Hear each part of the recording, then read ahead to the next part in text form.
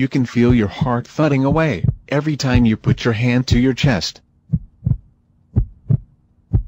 But do you have any idea what's really going on in there, or what keeps your heart ticking as it should? Every day, your heart beats about 100,000 times, sending 2,000 gallons of blood surging through your body.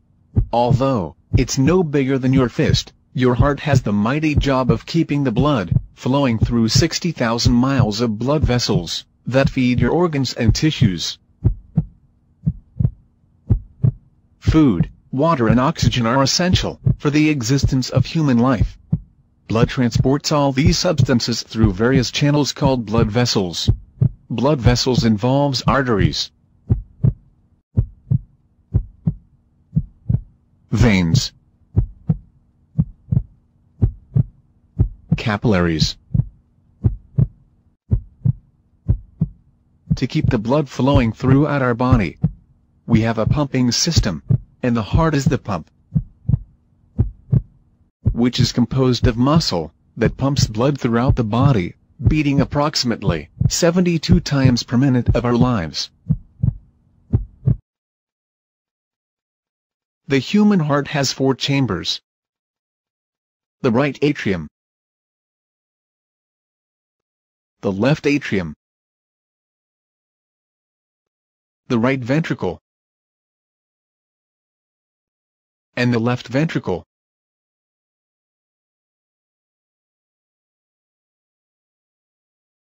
There are 4 valves in the heart. These valves are tricuspid valve, mitral valve, aortic valve, pulmonic valve. These valves are one-way valves. Now, you have seen the structure of the heart. Let us find out how it works. The blood becomes oxygen-rich by absorbing oxygen in the lungs. The function of the heart starts when oxygenated blood is carried from the lungs to the left atrium of the heart by means of the pulmonary veins. The left atrium relaxes, this blood is pumped into the heart.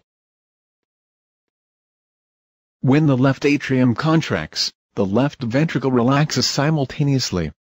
The left atrium pushes the blood into the left ventricle through the one-way valve. When the left ventricle contracts, the blood is pumped into the aorta, which carries oxygenated blood to the different parts of the body, except the lungs. Oxygenated blood reaches the different parts of the body through the blood vessels called the arteries.